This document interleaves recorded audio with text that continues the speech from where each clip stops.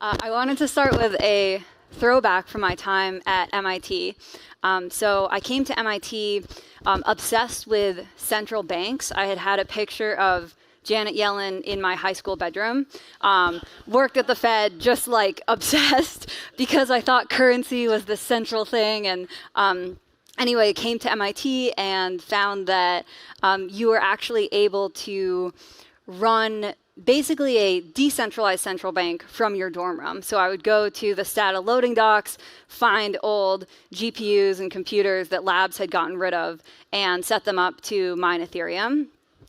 Because essentially what it was doing is like using technology to shift power to the people, right? And so how do you take decentralization and allow it to create this distributed central bank? And in the case of Bitcoin and Ethereum, they've done that really well for finance and currency.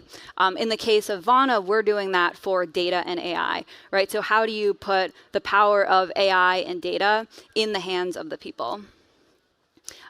With Vana, your data and your AI is fully yours. So it's self-hosted, it's portable, and it's monetizable. Just to get a sense of the room, how many of you have run a machine learning model from your computer or other hardware you control? Okay, great. So today, usually when you use a service, you have to kind of put your data inside of that service, right? So there's this double spend problem where any application you use, you have to trust with your data. What we've developed at Vana is essentially this personal server architecture where your data and your models live in an environment that you can control. So right now, I have my data hosted on my MacBook, so you can have a variety of different data sources. You're able to export this from any platform because of data regulation. And then you can run a local language model alongside it. And so here I've got my personal server running from my MacBook. We have around 1 million people who have their personal models stored in Vana. Most people do not run it from their MacBook. They work with a trusted provider such that it's a little bit easier. But what I'm able to do then is choose where it lives and then make it portable, right? Like there's not that much you can do with a model locally. You want to use an application. So here what I'll do is bring my model over to an application called USLAP, which will give me daily motivation in the sound of my own voice based on whatever I want to work on. Cool, so what's happening here is I'm granting access to this application to talk to my personal server. And now I'm going to tell it what I want to do. So what am I currently working on? I want to improve my daily meditation practice. I've been traveling a lot and I've kind of fallen out of it. Daily meditation practice.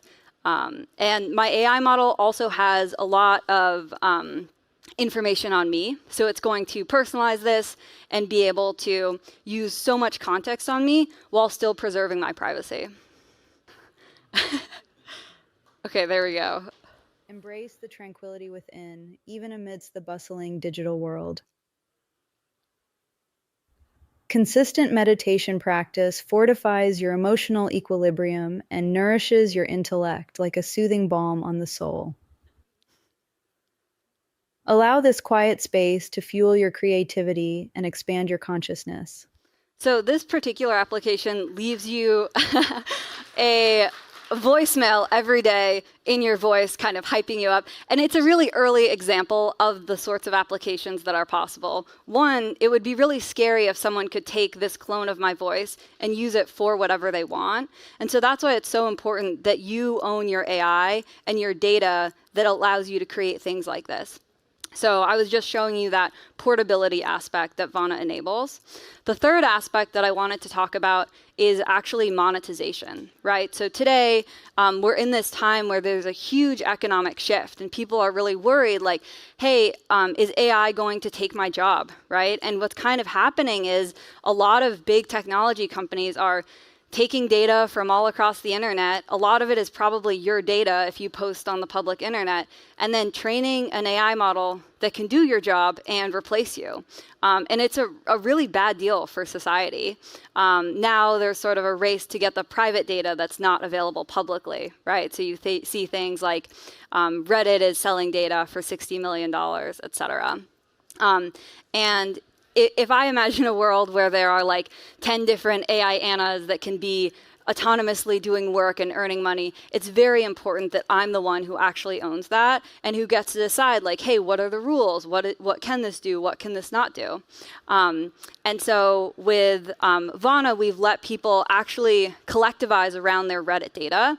And we've created the first Reddit data collective, which allows you to export your data and then put it into essentially a place where it's held in escrow with everybody else's data and monetize it on your own. Yeah, and this sort of decentralized AI ecosystem enables you not just to own your own AI, but also the AI that gets collectively created, right? So you can imagine a user-owned foundation model created by 100 million people who all contribute their data. They can also train a small piece of the model locally and use some techniques like model merging to then have a better model, right? Today, open source AI kind of eats the leftovers of big tech, right? We get a model that's a few generations behind, but really people can actually create an even better model if we're able to collectivize in the right way. Thank you.